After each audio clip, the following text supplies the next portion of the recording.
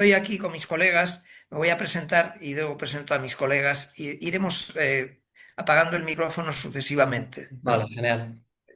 Bueno, para la mayoría de los que puedan oír esto que no me conocen, Eso lo quita. No, eso quita todo el rato. yo soy Manuel Gurpegui, soy psiquiatra y catedrático de psiquiatría y he sido profesor en la Universidad de Navarra y en la Universidad de Granada y también he impartido docencia ocasionalmente en varias otras universidades de España, de Chile, Inglaterra y Perú. Y actualmente sigo con mi consulta de psiquiatría y en actividad científica a través del Centro Granada de Estudios Psiquiátricos, una iniciativa privada al servicio público. Tengo aquí conmigo a mis dos jóvenes colegas, casi los considero discípulos científicos, Sara Jiménez Fernández, que es médica especialista en psiquiatría y también en psiquiatría de la infancia y la adolescencia, y Pablo González Domènech, que es también especialista en psiquiatría y también en psiquiatría de la infancia y la adolescencia, y ambos actualmente prestan servicios como profesores en la Universidad de Granada. Entonces son gente con mentalidad científica y con práctica clínica activa. Y entonces yo me voy a limitar más bien a hacerles preguntas en lo que se refiere a los trastornos de la salud mental de la infancia y la adolescencia. Y, en fin, haremos aquí una especie de charla, tertulia, para compartir con los que nos puedan escuchar pues estos conocimientos, este acercamiento a la práctica clínica habitual, ¿no? Entonces vamos a empezar, por ejemplo, Sara, ¿puedes decirnos cuál es el panorama? ¿Cuál es la población infanto-juvenil? ¿Tiene mucho o tiene pocos problemas relacionados con la salud mental?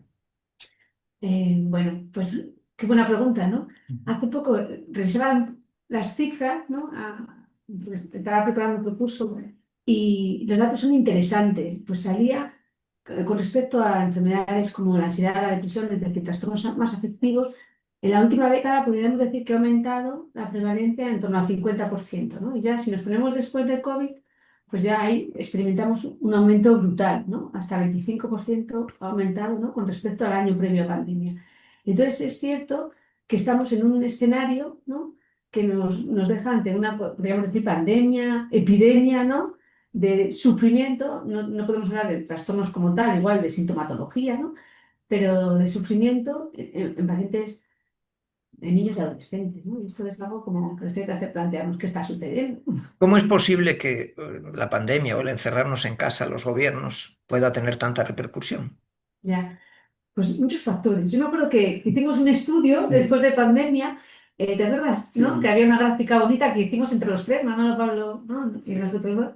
sí. Y, y veíamos cómo antes de pandemia y después de pandemia los niños con trastornos mentales habían presentado un empeoramiento muy importante del funcionamiento dentro de la familia, ¿no? O sea, el estrés familiar había aumentado mucho. Es decir, que vivir juntos hace, o pasar mucho tiempo juntos hace que tengamos más problemas. Otro punto importante seguramente está relacionado con el aislamiento. Los seres humanos es que nos configuramos en función, ¿no? Del otro en las relaciones. Entonces, el que los jóvenes, sobre todo, que necesitan mucho en este movimiento de individualización, de separación, de crear su identidad, de separarse de los padres, buscar a otros chicos, ¿no? Y crear identidades y compartir, pues la pandemia eso lo rompe. Y un tercer punto creo que son las redes sociales y las pantallas, ¿no? Hay Sí. un consumo Bueno, vamos a ir continuo. avanzando sobre todo esto. ¿Sí? Pablo, ¿puedes decirnos cómo de importante crees tú que es el entorno escolar? Pablo tiene mucha experiencia en tratar a adolescentes, sobre todo, ¿no? ¿Y la escuela es algo importante o no es tan importante? Sí, bueno, a ver, todo es importante. Nosotros tenemos que partir de la base de que los chicos pasan mucho tiempo en el centro educativo, ya no solo los adolescentes, sino también desde la infancia. Estamos viendo que el entorno educativo es fundamental y hay que considerarlo, igual que decía Sara, del entorno familiar, los colegios, los institutos, tienen que ser también una fuente de, primero, de información para los clínicos, para que nos enteremos de cómo ese funcionamiento que planteaba Sara, ¿no? Que se ha visto muy deteriorado con el tema de la pandemia y bueno, los fenómenos sociales recientes que estamos viviendo. Eso por un lado, o sea, tener en cuenta que pasan mucho tiempo en el centro educativo, si hablamos de adolescentes en el instituto. Y luego, claro, luego todo lo que se teje en torno a la parte académica, ya no solo el rendimiento, sino fundamentalmente las relaciones interpersonales, ¿no? Ahí, bueno, no queremos, lo decía el profesor Burpegui, que ya hablaremos de las redes sociales, creo que ese es un tema que a todo el mundo le interesa mucho y que ahora es de mucha actualidad. Pero sí, hoy en día, antes, igual que los niños estaban en el colegio, en el instituto, y luego salían de ese entorno, si hablamos de casos de abuso, de tal, ahora es 24/7, porque igual que están en el centro educativo, también van a estar luego en casa conectados a través de las redes sociales, y entonces ahora se ha complejizado mucho más el tema de las relaciones interpersonales. Sara y yo que hemos vivido la etapa analógica, ¿no? Durante el instituto, cuando éramos jóvenes, pero bueno, no hemos vivido estas nuevas tecnologías, pues lo podemos pensar así, ¿no? Ahora desde la parte clínica vemos que los chicos creemos que sufren mucho en relación a todo este componente de la conexión, ¿no? Vía redes sociales. Entonces el instituto, el centro educativo, Manolo, contestándote a esa pregunta en particular, creemos que es clave, que es fundamental. Y creemos en esa función, sobre todo Sara, que trabaja más en la consulta externa con adolescentes, de esa multidisciplinariedad en donde también los referentes educativos tienen que estar conectados con las unidades de salud mental y en plena comunicación para saber cómo Bueno, eso ya iremos trabajar. sobre eso porque estás apuntando casi a las vías de solución o de arreglo. Sí. Quiero preguntarte, ¿existe o no existe el estrés académico? Eso es una entelequia. Bueno, existe, claro que sí existe, ¿no, Sara? Porque nosotros además ahora como profesores, viendo un poco, vemos chavales jóvenes, ¿no? En la universidad, entre 18 y 23 años, pero están muy estresados. De hecho, digo esto porque mi compañera y amiga Sara Jiménez y yo estamos haciendo también un estudio en la Universidad de Granada, colaborando con otros investigadores sobre el estrés académico en estudiantes en concreto de medicina, ¿no?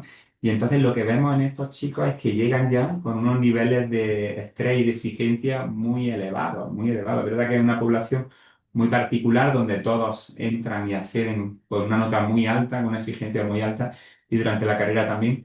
Eso por hablar del entorno Bueno, universitario. me decía mi hijo mayor, que estudió medicina hace unos años, que en su clase un montón de compañeros y compañeras tomaban ansiolíticos y antidepresivos y se Ujú. veía sorprendido, pero qué cantidad de gente entre mis compañeros tomando estos Pues fármacos. hasta un 20% de los estudiantes Sí. de medicina está reportado Sí. que podrían Sí, estar. pero yéndonos un poco atrás, ¿creéis que los chavales más jovencillos de 10, de 15 años sufren estrés académico o eso no existe? Bueno, las cifras o los datos hablan por sí solos, ¿no? Y es cierto que cuando empieza el colegio las demandas a salud mental aumentan de manera considerable. A También los servicios de salud a los mental. servicios de salud mental, ¿no?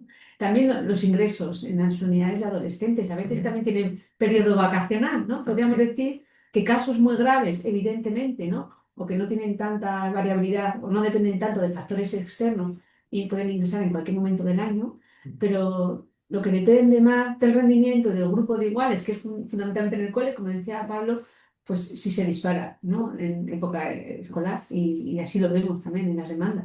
Sí, sí, sí. O sea, por una parte tenemos lo que es el trabajo académico, las expectativas que puede Mm. tener la familia y los propios chicos, ¿no? Sobre sus rendimientos y sobre su autoestima en relación con esto, ¿no? Exacto. Y luego tenemos la parte social, ¿no? Que es también una demanda, o sea, ser aceptado o no.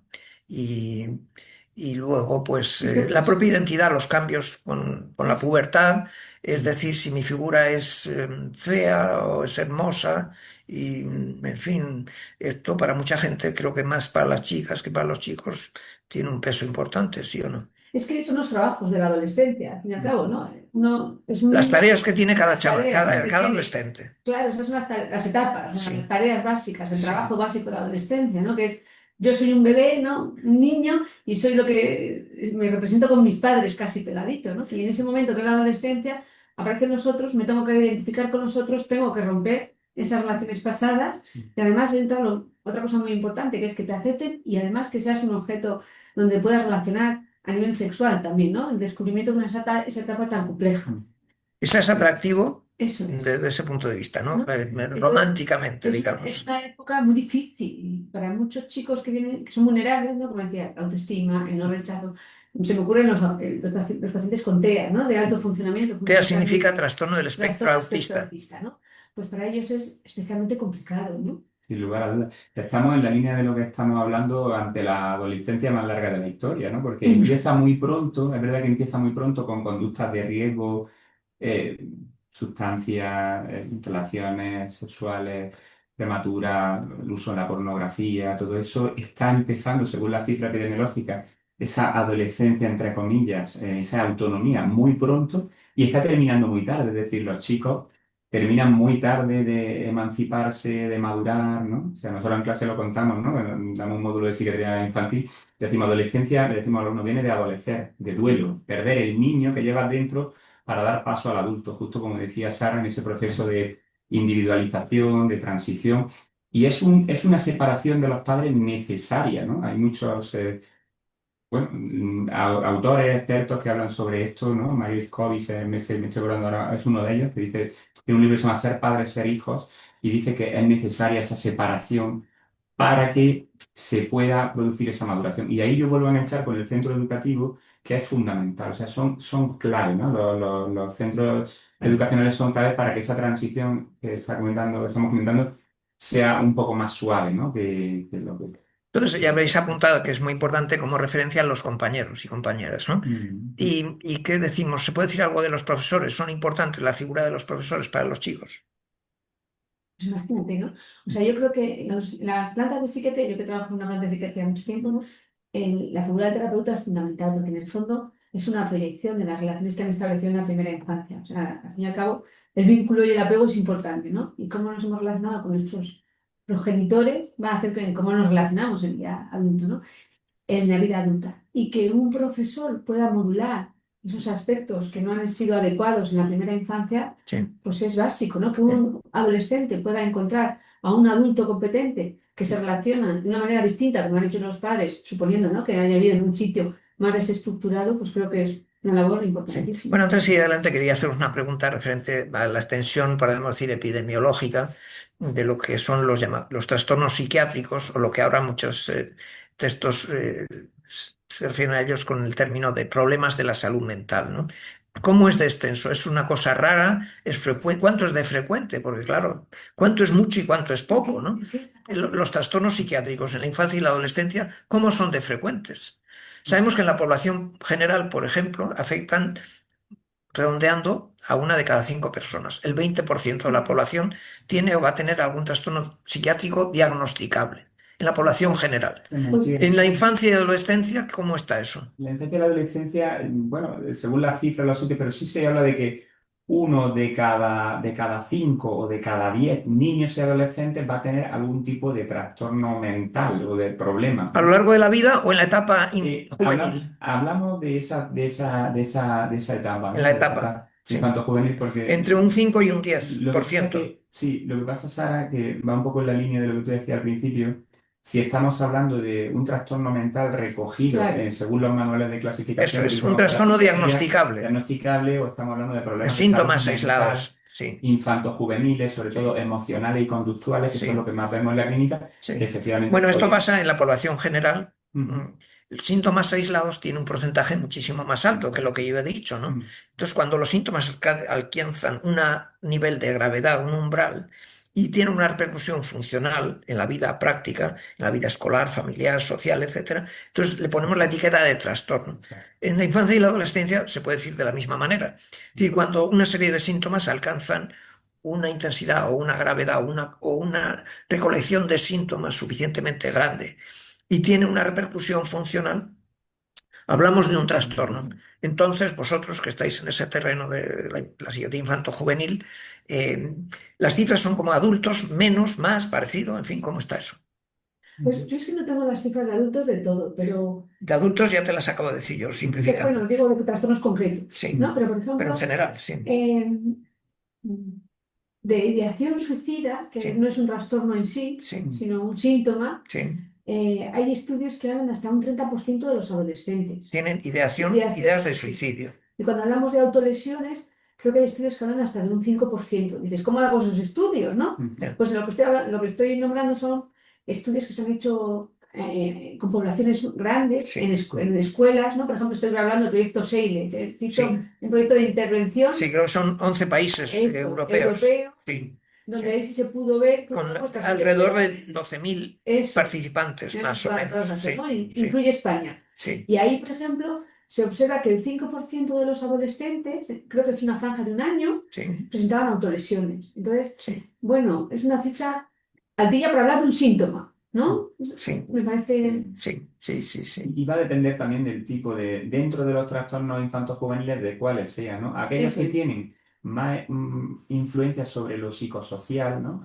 Trastornos ansioso-depresivos, emocionales, conductuales, diferenciarlos, quizás sacarlos del paquete de lo que nosotros llamamos los trastornos del Eso neurodesarrollo, es. que sí Sí. que tienen a lo mejor, bueno, se ha aumentado la prevalencia, también de los últimos años, pero quizás los trastornos del neurodesarrollo pueden ser un poco más estables a la hora de hablar de Sí. cifras. Bueno, son más graves, son Sí. menos frecuentes, pero son Ujú, muy graves y ujú, persisten a lo largo de la vida, ¿no ujú. es así? Así es, sí, sí. Entonces, aquí no acaba todo en el porcentaje, sino en la extensión, ¿no? Efectivamente. Pues luego están trastornos, digamos, ansioso-depresivos, que Ujú, son más variables, ¿no? Entonces, en fin. Eso. Mira, el otro día yo estaba con un profesor de la Facultad de Ciencias de la Educación, el doctor Daniel Garrote Rojas, y hicimos un análisis preliminar de datos de PISA 2024. ujú, Todavía no tenemos la base de datos muy elaborada, pero pudimos ver que eh, dificultades con la autoimagen. Vimos que había una diferencia estadísticamente muy significativa entre chicos y chicas. O sea, de un nivel, de una muestra de 25.000 aproximadamente, de la muestra de España, del ujú, PISA 24. ujú. Las chicas tienen más problemas de autoimagen que los chicos. Bueno, no estoy dando datos concretos, pero a vosotros seguro que esto no os sorprende, ¿no? ¿Cómo lo interpretáis esto? Tenemos una Podemos traducir asignatura, eso. Hemos nosotros pensado todos lo mismo. tenemos una asignatura que se llama Psiquiatría y Nutrición, que Ujú. damos en el grado de Nutrición, Que la y, coordina Sara, entonces ella puede hablar. con respecto al TCA, ¿no? Sobre todo, TCA significa trastornos de la conducta alimentaria. eso, sobre todo con la anorexia nerviosa, ¿no? Mm. Eso ya se ha visto, ¿no? También Sí, la influencia social, o sea, cómo la identidad de la mujer aparece en torno al cuerpo, ¿no? sí, Ya a partir de la Segunda Guerra Mundial, la sí, mujer se incorpora al trabajo, deja su estado, ¿no? De estar en la casa y el cuerpo, la vestimenta, ¿no? La sí, imagen, eso es poder. Y es sí, la única manera de enfrentarse al hombre. sí, Parece mal decirlo, pero es que ese legado sí, ha quedado en la cabeza. Y ahora sí, tenemos, revisada también con los alumnos, tenemos el hándicap de que las redes sociales realmente sí. siguen vendiendo esa imagen, aunque nosotras digamos, no, ya no nos importa, ¿no? Pues sí, parece que sigue Las redes importando. sociales siguen vendiendo esa imagen. Digan lo que digan, Y ¿no? los que más likes tienen son las Instagramers o influencers Ujú. que justamente venden esa imagen. Ajá. Son las más Que seguidas, se ¿no? preocupan mucho por la imagen, Eso, ¿no? ¿no? Que tengan Sí, ese rol más tradicional de sí. mujer.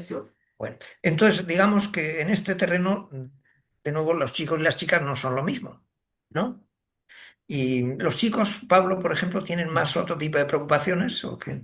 Sí, nosotros muchas veces en lenguaje de psiquiatría Eso es. infanto-juvenil hablamos de lo que sería trastornos internalizantes, Sí, que tienen que ver más con las la emociones. emoción, el Sí, pensamiento, que se va a dar más en niñas y se va a dar sí. más. Y trastornos externalizantes que se pueden La conducta, retransmitir a través de la la conducta, conducta. que se da en varones, ¿no? Sí, Entonces, sí, bueno, hay diferencias por sexo importantes, ¿eh? Y en sí, esto de la adolescencia sí, están muy marcadas por este patrón biopsicosocial que estamos hablando sí. de la Y yo adolescencia. os pregunto, esto no está en los libros ni nada por el estilo, pero las chicas, por ejemplo, con esta preocupación la llevan 24 horas al día, por supuesto, ¿no? Pero da igual que en su clase haya chicos, o da igual, o que no haya chicos, o es distinto.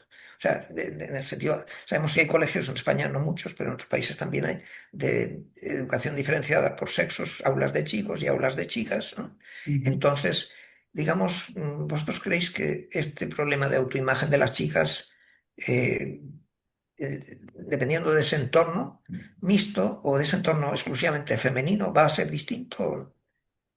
Yo creo que no, fíjate, ¿Crees que porque no? la prevalencia de anorexia y bulimia Sí, nerviosa sí, antes de las redes sociales era sí, diferente en diferentes países, sí, ¿no? Podríamos decir que en países occidentales había unas sí, tasas mucho más elevadas sí, que en África, sí, ¿no? sí, Llega Instagram, llega Facebook o el sí, Google, yo qué sé, sí. y eso ha hecho que haya un modelo Universal, universal. ya. Entonces, al final, estamos expuestos todos a lo mismo. O sea que lo que pasa en el colegio, en las aulas, es una parte mínima de la interacción, porque hay 24 horas al día de Internet, ¿no? Quizá en eso sí. ¿No? Sí. Es decir, que el escenario ya no es el mismo ahora que hace 30 años. Quizá puede influir en otros aspectos incluso más académicos, Sí. competitivos, del rendimiento, esto de diferenciar, ¿no? Lo que nos preguntaba Manolo sobre chicos, chicas y qué influencia tienen. Pero si habláramos de la autoimagen, estoy de acuerdo con lo que estáis planteando vosotros dos, ¿eh? Hay demasiada influencia de lo demás, de lo que hay fuera de la aula, en este caso, que mete ese estereotipo femenino de narcisizar, por así decirlo, la imagen femenina como Sí. estereotipo de poder, lo que ha explicado Sara muy Lo bien. que sí que es interesante en esto, ya que igual son las últimas preguntas de prevención, ¿no? Es cómo trabajamos con los niños y las niñas. Y realmente es distinto. ¿Cómo podemos hacer prevención? Que ya sé que no toca. Prevención, pero sí. No, ¿cómo podemos trabajar? Vosotros trabajáis sobre todo en tratamiento, más que en Eso, prevención, sí, ¿no? Pero sí, intervención dentro del aula, cómo sí, cómo sí, un profesor o una profesora puede influir sobre los chicos dando un mensaje común, ya, ¿no? Y es cierto que niños y niñas el mensaje es distinto, ya, ¿no? Igual vemos todos lo mismo, ¿no? ya, Pero cómo podemos trabajarlo es distinto, ¿no? ya, Y sí. bueno, Entonces es bueno que los profesores tengan eso en cuenta, quiero decir. seguramente, ¿no? Seguro, Seguramente Sí, un ambiente separado, chicas y sí, chicos, se puede sí, intervenir en sí. tema.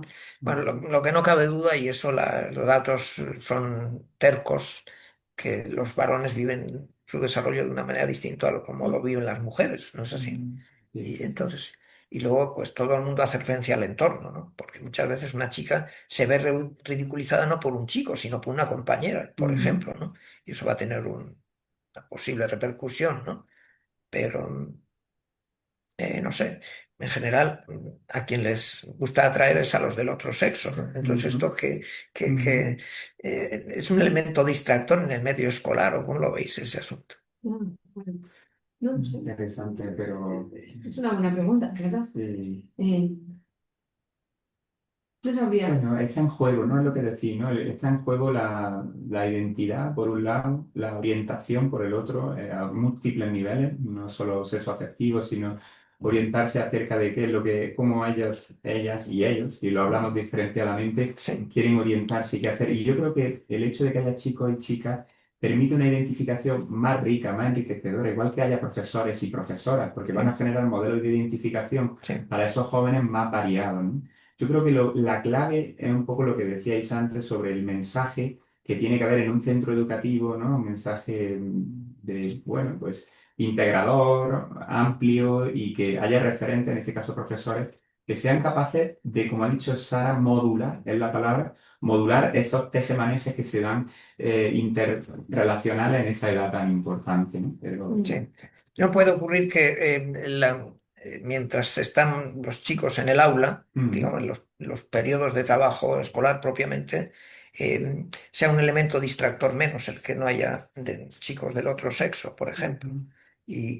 Porque van a estar presentes en cualquier caso a través de las redes sociales y desde que salen por la puerta del colegio, etcétera, ¿no? O sea, están presentes en la cabeza, en la fantasía de la gente, pero luego en el tiempo de la escuela, digamos, no puede ser que eso reduzca un poco el ruido de fondo y se puedan concentrar más en las tareas escolares. La verdad es que yo no me lo había planteado, ¿no? No me lo había planteado. Pero, pero es cierto, ¿no?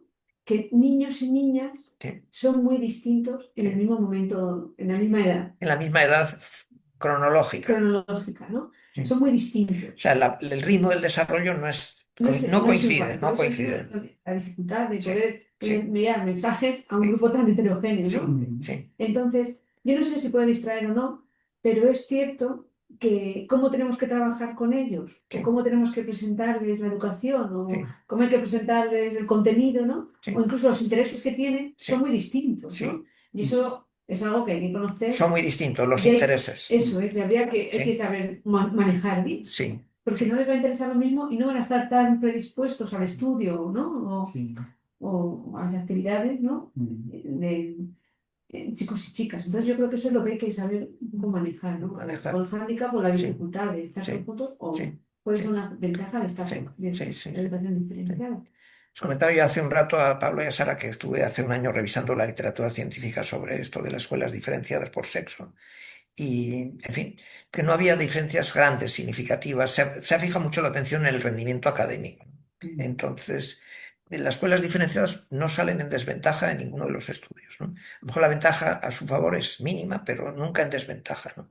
Y entonces, y decía también que el máximo ya de los estudios, los diseños, es el ensayo clínico. Me parece mentira que se ha hecho en esto. Y les he contado que se hizo un estudio en Jamaica, distribuyendo de manera aleatoria a unos en un modelo y a otros en otro, y que se vio cierto beneficio en los diferenciados. Total, que yo, desde el punto de vista como científico, quiero atenerme un poco a los datos y ver y observar, ¿no? Entonces creo que es bueno que haya un marco de libertad para que cada cual, pues bueno, sabiendo que esto no es blanco o negro y que ni una cosa es un éxito seguro ni un fracaso seguro otro sistema, pero sí es interesante tener una posición, digamos, científica, analítica y decir, bueno, vamos a ver qué nos dan los datos, ¿no? No es así. Sí. Total, que lo que, resumiendo un poco, lo que sí está claro es que los profesores, los padres, los profesionales, como los psiquiatras, psicólogos, etcétera, sí que tenemos que tener una visión amplia para entender el desarrollo de cada individuo en su condición particular, sea Exacto. chico o sea chica. ¿No es así? Entonces, ya para ir terminando, porque nos queda mucho tiempo, en fin, ¿qué podemos hacer? Digamos, Sara había apuntado un poco acerca de tareas de prevención o de promoción de la salud y luego qué recursos tenemos para en caso de que aparezcan trastornos. Hombre, hablando de recursos y de esto de puntos separados, ¿no? Niños y niñas, se me ocurría también que lo mismo que tiene hay que tener un mensaje, ¿no? Diferente y puede ser difícil, ¿no? Abarcar todo, también el que ellas y ellos puedan convivir Sí, es una tarea de prevención en sí. sí, Que puedan poder, ¿no? Que sean capaces de relacionarse sí. chicos y chicas, ¿no? De una manera Bueno, respetuosa. eso siempre lo van a hacer, Eso es, ¿no? dentro o fuera del Pero de una colegio. manera respetuosa Sí, también es una tarea de sí, prevención. sí. Educar en el respeto mutuo, ¿no? Eso es una tarea preventiva, ¿no? Es un entrenamiento, Sí. la adolescencia es un entrenamiento para Bueno, que después. se podría extender, digamos, a toda la población, Claro, porque hasta totalmente. los adultos, el que aprenden a relacionarse con respeto, el respeto trae la paz y la paz trae la Bueno, armonía y la armonía trae el afecto, en fin, Sí, que sí. se me ocurrió al respecto porque también ha aumentado el porcentaje de chicos y chicas que tienen relaciones basadas en violencia. ya, O sea, lo mismo que vemos, ese problema que vemos en adultos sí, también ha crecido en en jóvenes. jóvenes, ¿no? Sí. Relaciones muy tormentosas, de control, de manipulación, incluso de violencia física. Y es algo que no se Eso, había eso, visto eso, hasta eso, los eso, últimos años. eso es innato, eso se aprende. ¿Cómo surge eso? Está muy influenciado. Yo pienso que está muy influenciado también por las circunstancias que vivimos y lo que dice Sara, por lo más inmediato que estamos viviendo, que es todo ese empuje de las redes, de la situación. Mm. Os digo, difícil que tienen los adolescentes de hoy en Sí. día. Yo creo que lo tienen difícil, ¿no? Claro, Claro. los líderes que aparecen en las redes, Ujú, ¿hasta qué punto son buenos líderes? La gente trata de imitar a un futbolista famoso o a un cantante famoso y claro, hay cantantes y cantantes, hay futbolistas y futbolistas, ¿no? ¿En qué medida, Hay referentes. sí, en qué medida, claro, nos identificamos con un buen referente o con un mal referente, ¿no? Y eso puede pasar con los jovencillos también, Sí, ¿no? sin duda pasa, ¿no? Sí. Yo creo que lo que dice Sara un poco es ayudarles. Yo creo que el instituto es fundamental ahí, ¿no? Ayudar a que ellos entrenen en relaciones interpersonales, como tú bien estás diciendo, basadas en el respeto, en la paz, en esa armonía que se necesita, pero que lo tienen que entrenar y les tiene que salir mal. También hay que plantearles, porque también está esa otra esfera de eso, del éxito, de no equivocarse, esa Sí. presión que ya tienen los jóvenes desde la influencia de las redes. Estabais apuntando que a lo mejor esa violencia en las relaciones, eso es algo aprendido de Ujú, modelos erróneos, o de qué, ujú, o de ujú. dónde Es una surge excelente esto, o pregunta. que no han aprendido habilidades necesarias. Y entonces les surge espontáneamente unas habilidades que son torpes y Yo son creo que es violentas. un fenómeno tan complejo Sí, que habría que retrotraer hasta nada más nacer, ¿no? O sea, ya. primero ver las relaciones vinculares, ver el camino que han tenido, ¿no? Todo ese camino de la infancia Sí. Ujú. hasta que, Bueno, el niño aprende de cómo se relaciona su padre y su madre bueno, y todas entre las sí, cosas y los hermanos. y todas las cosas que han ido pasando, también Sí, todos los devenires, ¿no? sí, Y ese camino tortuoso hasta que no puede hacer su personalidad. sí. Entonces yo creo que eso, Pero entonces, ¿por qué ha aumentado Y la luego, violencia infanto-juvenil entre iguales, ¿no? ¿Por sí, qué? a mí me hace pensar, porque bueno, Sara y yo nos dedicamos, claro, nos dedicamos a la práctica clínica a personas que no funcionan adecuadamente y en A particular personas que ya tienen trastornos. Sí, por eso, hablando de los trastornos del neurodesarrollo, en lo que Sara y yo nos dedicamos mucho en la clínica, especialmente, por ejemplo, el trastorno del espectro autista, ¿no?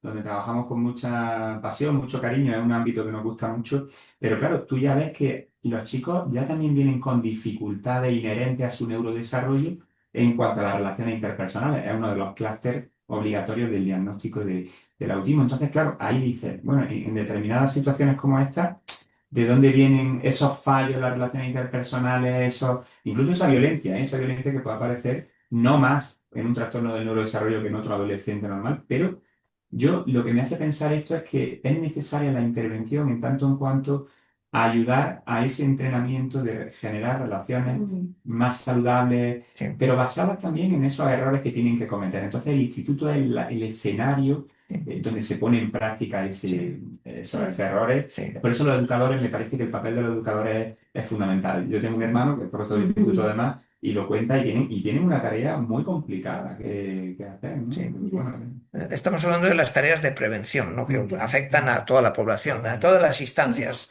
Sí, yo otro tema por encima, ¿eh? No soy experta, no quiero dármelo, o sea, todo lo que estoy diciendo es de no experta, es casi como de conversación con amigos, ¿no?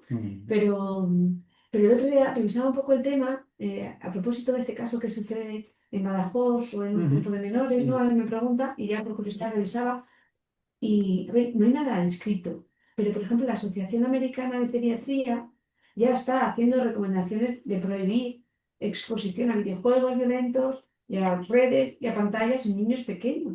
Porque sí que hay estudios que muestran, a partir de no sé cuántas horas de exposición, es que no me acuerdo, aumenta considerablemente la violencia en niños.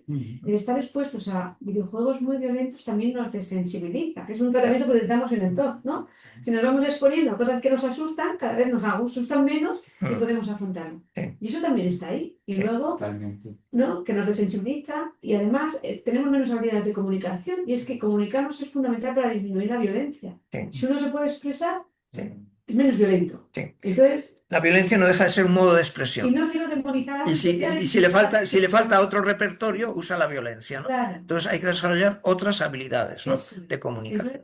Entonces, de esta serie que revisamos, Sí, la lectura sí, prevenía, sí, ¿no? sí. Toda la Cualquier otra patología actividad sana, agresiva. cualquier actividad sana, un buen deporte también, etcétera, Luego, etcétera. desde luego, la frustración, ¿no? Es cierto que quizá cómo está desarrollando a nivel neurobiológico el cerebro de los niños, ¿no? Que es cierto que las funciones ejecutivas, la parte más frontal del cerebro, no, o sea, el cerebro no es desarrollo armónico, así, chin, sino que es muy desarmónico. Nuestros niños desarrollan antes la parte más inferior del cerebro con circuitos de recompensa y amígdala. Y ya, por último, la toma de decisiones. O Entonces, sea, primero la parte emocional y después la racional, ¿no? eso, entonces, Sí, los chicos que desarrollan antes lo sí. que nos lleva a A engancharse los impulsos, y a sí, explotar, sí, y luego más tarde, en épocas posteriores, sí, la toma de decisiones, sí, ¿no? sí, Entonces, Exacto, se desarrolla, decimos nosotros en sí, clase, antes el acelerador que el freno, ¿no? Que es sí, lo que sí, está ahí arriba, muy efectivamente, bien. efectivamente. Y al final, pues sí, yo veo fundamental, y por hacer hincapié en los institutos, que va un poco la charla sobre esto, los profesores de institutos necesitan formación sí, y necesitan ayuda para poder ayudarle a esto, a comprender. Nosotros vemos la patología, somos Sí, psiquiatras, vemos las personas, pero creo que, como tú dices, en la prevención a nivel de población general sí. necesitamos formar. Bueno, en este campo de la prevención no acabaríamos nunca de hablar, pero ya vamos a dar un paso adelante, ya que estáis vosotros en el tratamiento de personas ya diagnosticadas, Ujú. y esto varía mucho de unos escenarios, de unos países a otros, pero por centrarnos en España, pues, ¿qué recursos hay cuando alguien tiene ya trastornos? O sea, ¿qué podéis ofrecer los psiquiatras infanto-juveniles y los equipos multiprofesionales que os acompañan? Ujú. pues Bueno, tenemos un bueno, te miro a Sara como ella Sara, trabaja Sara está en el día a día en desde hace muchos años. tanto juvenil. Antes trabajaba en Jaén y ahora en Granada, pero que lleva muchos años en ese campo de atender a... Bueno, pues Sí. yo creo que en los servicios públicos intenta dar atención de acuerdo a las guías, a las recomendaciones clínicas, Bueno, ¿no? o sea, Pero también se siguen criterios se basados siguen criterios en la basados en ciencia, ¿no? evidencia. Bien. Entonces, ¿Qué se ofrece ¿qué con se eso ofrece? basado en la ciencia? En ¿Qué los qué se servicios, ofrece los para el servicios público de la públicos, calle que ¿no? no tiene por qué Eso. saber de esto? ¿Qué ofrecemos? Pues evidentemente se ofrece farmacoterapia, es decir, todos los pacientes que tienen criterios clínicos, ¿no? Sí. Y requieren tratamiento farmacológico se ofrece En psicoterapia. los últimos 50 años se ha desarrollado mucho la psicofarmacología. Hace más de 50 años no existía nada. O sea que hay recursos de ayuda importante. ¿Qué más? Psicoterapia, y eso se suele ofrecer en todos los equipos de primer nivel, podríamos decir, el que primero atiende al niño, Sí. y luego ya en unidades especializadas intentan hacer programas específicos, ¿no? Ya. Programas específicos para población TDAH, para población de habilidades sociales o Sí, ya, cosas sí. así. Y también yo creo que hay programas específicos cada día más frecuentes en lo que son autolesiones o patología de estas características, ¿no? Sí, últimamente ha surgido hace unos pocos años una alarma por las autolesiones en adolescentes, que no necesariamente son con intención suicida, ¿no? Pablo, ¿qué significa eso de autolesionarse? ¿Por qué un chico o una chica se autolesiona? Bueno, a ver, estabas tú comentando, ¿no? Que la conducta es una manera de expresar, ¿no? En este caso, cuando hay violencia hacia otro, hacia sí mismo, expresamos el malestar, ¿no? Está claro que una autolesión es una expresión de que algo no va bien, ¿no? Y un poco también en la línea de lo que decía Sara, ¿no? Ellos también, bueno, no sé, aprenden más la vida actuada que la vida pensada. Ya les llegará, ¿no? Con esa madurez que ya no solo es cerebral, sino que tiene mucho que ver también con lo social, con todo. Ya le llegará, pero son recursos que ellos, mecanismos, digamos, de salida que ellos ejercen mientras están aprendiendo a lidiar con el malestar de otra manera. Esa es la autolesión, ¿no? Bueno, hay implicados factores otra vez más biopsicosociales en todas esas conductas, ¿no? Sí. Entonces tenemos fármacos, tenemos psicoterapia. Ujú. Creo que es muy importante en este campo la intervención con la familia, ¿no? ¿Qué hacéis con las familias? Bueno, yo estaba pensando, porque ha explicado Sara súper bien, efectivamente, para los que sean profanos en cómo el sistema público recupera o puede tratar a los chicos. Yo ejerzo más bueno, ejerzo en el sector privado y bueno, pues también he tenido ocasión, ¿no? Estos años de hacer intervenciones más con las familias efectivamente, con esa ayuda que es la farmacoterapia, pero también ayudando a la familia a que entiendan cómo Claro. poder trabajar con el chico, a poder comprenderlo. Y yo creo que ahí, pues, igual que decimos que el instituto es clave, las familias son fundamentales, ¿no? Y Sí, ellos agradecen mucho. Los padres decimos que los psiquiatras infantiles que si no le abren la puerta van a entrar por la ventana igualmente, porque tienen que hacerlo, tienen que entrar en el tratamiento de los chicos sí, y sí. tanto en el sistema público como en la privada trabajamos con las familias. Sí. A ver si os parece una excesiva simplificación lo que voy a decir ahora. Hace muchos años, como yo soy muy viejo, me puedo permitir presumir de esto, y hace muchos años, en comienzos de mi carrera, hubo una época que atendía a bastantes niños y adolescentes, y llegué a la conclusión de que había dos tipos de problemas. Uno, niños con alguna lesión cerebral y otros en los que el problema era una mala organización familiar. Esto os parece una simplificación exagerada, ¿no? Pero Porque ¿qué está opináis? interrelacionado. ¿Qué opináis de esto? Bueno, es que los factores, yo creo que los trastornos mentales infantiles es que tienen un componente biopsicosocial, o sea, lo familiar y lo social es muy importante, Sí, ¿no? Entonces, Sí. es sí. imposible Sí, no van por separado, porque un, separar. un joven, una persona joven en desarrollo con una disfunción cerebral, Claro. pues también tiene familia y Sí, hay que sí. acoplar unas cosas con otras, Sí, me ¿no? gustaría hacer un comentario sobre esto, me gusta mucho tu idea esquemática, pero fijaros que a veces, y ahora lo que yo me dedico que es al trastorno del espectro autista con graves alteraciones de conducta, sí que vemos, y eso es un problema, ¿no? Que se da el problema neurológico y biológico, pero es que además eso desestructura a la familia, acaba provocando Mm. un daño en la familia inevitable, por otro Sí, lado, pero que pongo el foco, por sí, eso una vez más, en que es importante el tratamiento a la familia. sí, Porque tú ya tienes un chico con un trastorno, por ejemplo, una discapacidad intelectual profunda, con trastorno grave de conducta, pero ahí necesitan ayuda sí, los, sí, en fin, los padres sí, para poder también lidiar con eso y ahí están las dos cosas. sí. Nos Bueno, nos estamos tenemos que ir quedando, yendo eso ya. es, eso es. Sí, nos tenemos que ir yendo. Bueno, muchísimas gracias, Sara y Pablo, por esta conversación. Puede ser interesante que en junio de 2026 tengamos esta misma conversación y ver qué nuevos datos tenemos o qué se puede ofrecer más desde esta perspectiva, ¿no? Muchas gracias por haber escuchado Be Different, el podcast de Iguales y Diferentes. Síguenos en Spotify, YouTube, LinkedIn e Instagram. Muchas gracias y hasta la próxima.